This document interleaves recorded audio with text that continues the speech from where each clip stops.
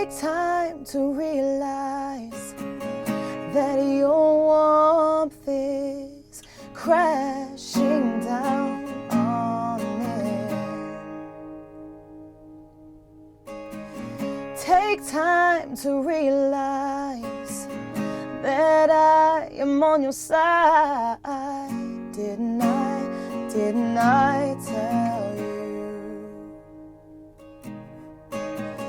But I can't spell it out for you.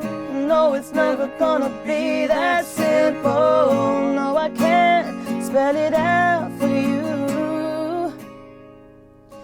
If you just realized what I just realized, then we'd be perfect for each other and we'll never find another. Just realize what I just realized, and we'd never have to wonder if we missed out on each other now.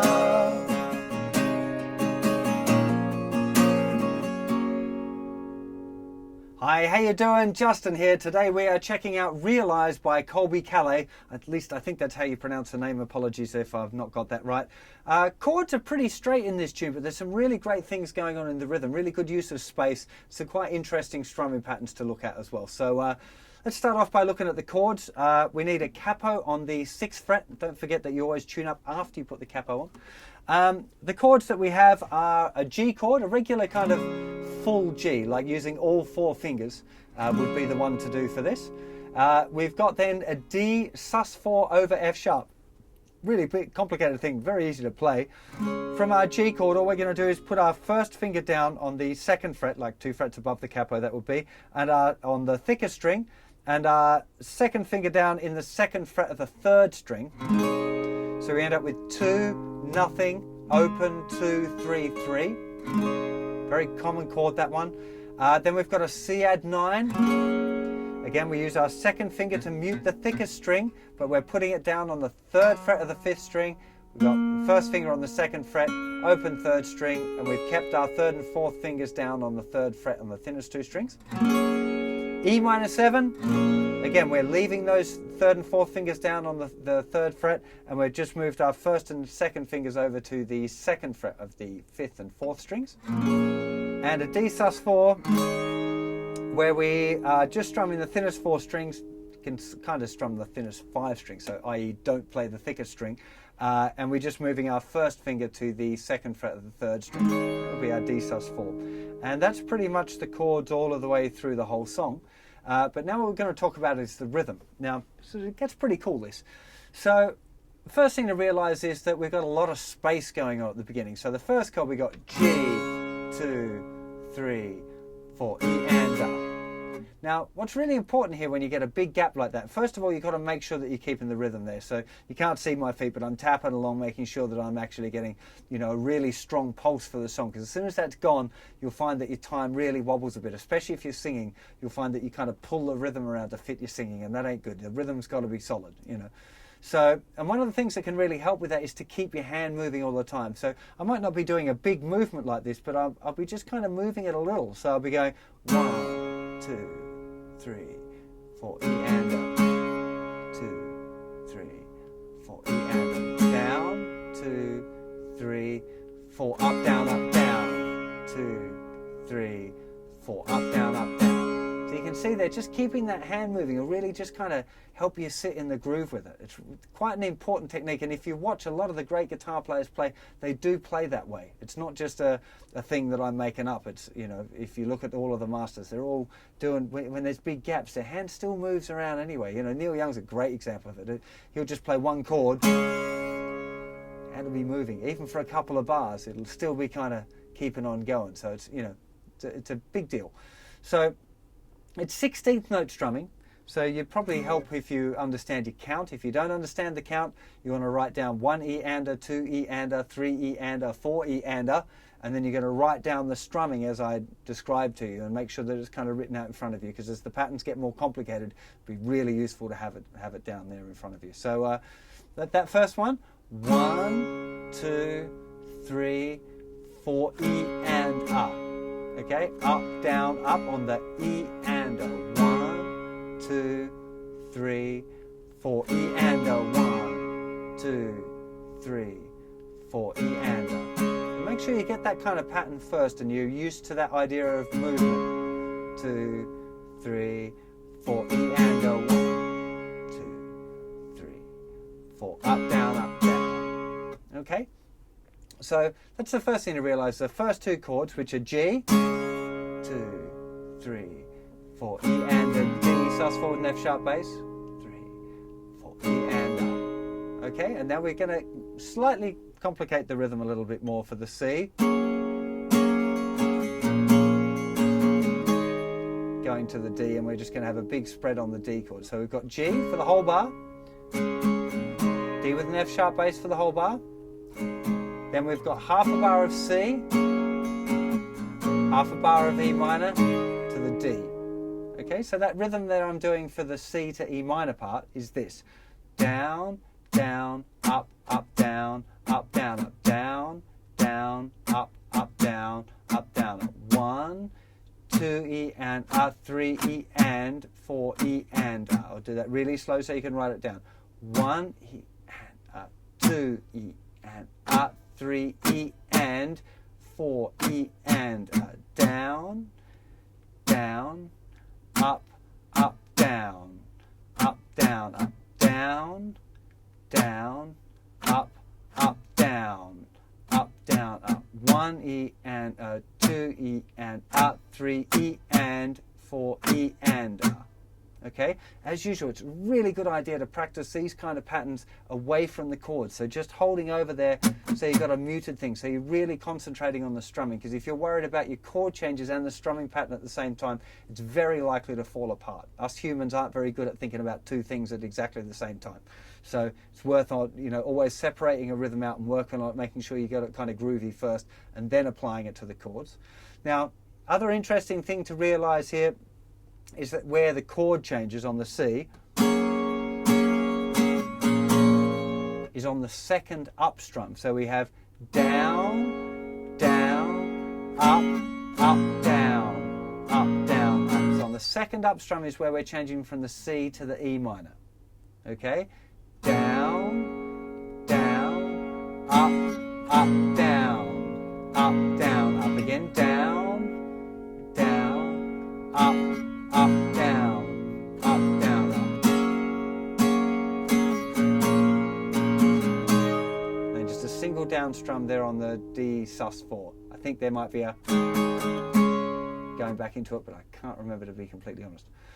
But you can see now how it's kind of growing a little bit. The pattern's grown from that very first one with loads of space, and then it's coming into that second pattern just for one chord, but it's still very, very open. And again, that keeping that movement again. A big deal. Let me just play the verse. 3, 4, 2, 3, 4, 2, 3, 4.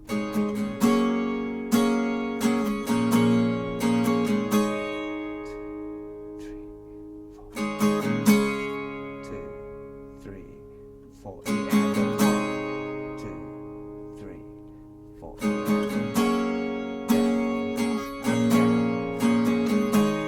2, 3, 4. Okay, so that's a big deal there, trying to get used to those different rhythms and how it's kind of building up. Now for the pre-chorus, we've got C, E minor, D sus4 again. We're sticking with that same pattern, C, E minor, D sus4 with an F sharp bass. So it's really that second pattern I showed you there is being repeated around. But now we're adding in some extra strums as well, and it's important to realize that that's going to happen in this kind of tune where it's very sparse and very open. Part of the deal is learning kind of a bass pattern, if you like, a standard thing, and then adding to it as you feel it. And I can't teach you to feel it. You just have to start doing it the regular way and kind of allow yourself to add stuff in. Don't try to. Just allow it to happen. And if you listen to the original recording, you're probably going to find a lot of the things that you naturally add in are the things off the original recording, right? If you're not listening to the original recording, you'll just make up whatever stuff feels right to you. It depends on which thing you want to do. So that pre-chorus is C, E minor to D. C, E minor to D with sus4 with an F sharp bass. Little build, and now we're into the chorus. Okay, so be working on that first part of the tune first of all. Make sure you've got the space, the hand moving, all of that stuff. The strumming pattern's really important. If you haven't nailed the strumming patterns, don't stick them with the chords yet, okay? Especially a tune like this where you've got that chord change in a slightly unusual place, because we're used to chords kind of changing on the beat, and this one's changing just after the beat on that up strum. So it feels a little bit kind of unsettled. But it's one of the nice things about the song, and a nice thing about the strumming pattern. It's a little harder to learn it. So into the chorus, we've got another strumming pattern now. So this one is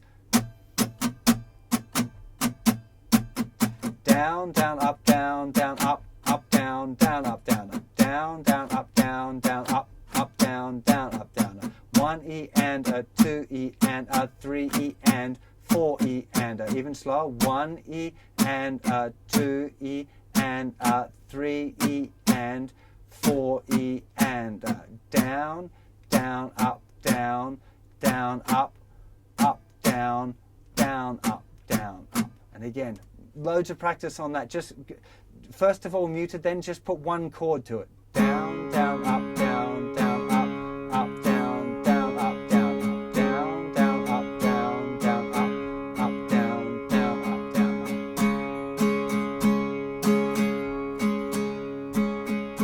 up. Just do it over and over again. Try and make it so it's really instinctive to do it that way. Because as soon as you start thinking about the chord changes or singing or anything else, that pattern's going to get a little bit wobbly if you haven't really internalized it. So important to realize as well that the chords are changing again on that second up strum. So the chord sequence for the chorus is G, D with an F sharp bass, E minor, C add 9. Again, G, D with an F sharp bass, E minor, C add 9. Okay, so it's G, D with an F sharp bass, E minor, C, but making sure you get that strumming pattern. I'm going to do it again now just really slowly so you make sure that you hear where that strumming's going.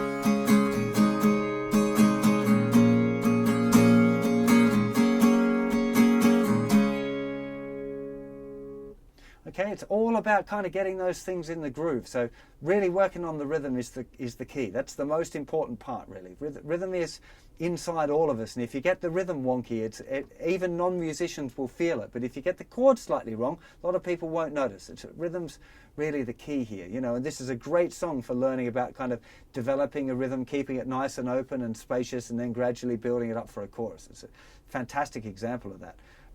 The only other bit in this song is the bridge, which is sticking pretty much again with pattern 2. There's a few little strumming variations, but that would be a good kind of bass point. And that part's going E minor, D with an F sharp bass, C, add 9 to D, E minor, D with an F sharp bass, G, G with a B bass, C, add 9. What was that? That was a bit quick, wasn't it? So E minor for half a bar, D with an F sharp bass, C to D, D sus4. Then we've just got one strum on E minor 7, D sus4 over F sharp, G to G with a B bass. Now G with a B bass, exactly the same as kind of big G, but lift off your second finger and strum it from the 5th string so you've got a B bass note. Then to the C add 9. So that bit, E minor,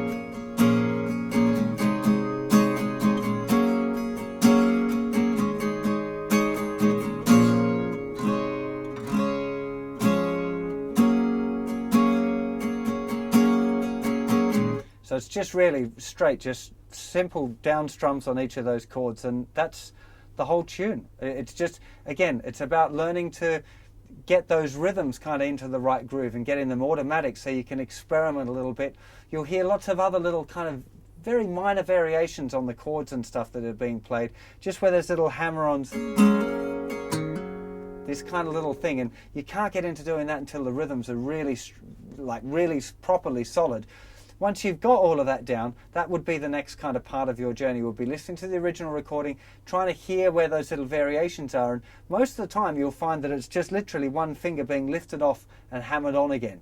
So whenever you've got one of those chords, you'll find that, you know, on D with the F sharp bass, you can do a little hammer on with the second finger. For the C chord, you can hammer with the first finger. With the E minor, you could hammer with either first or second finger. It's a really nice little way of kind of introducing a little bit of melodic variation once you've experimented a bit with your rhythmic variation. So there's, you know, there's a lot of different things going on with this tune. It's a lot more complicated than it kind of looks on the surface. You know, a lot of really interesting things going on. So I really hope you enjoy playing this tune, and I'll see you for another lesson very soon. Take care of yourselves. Bye bye.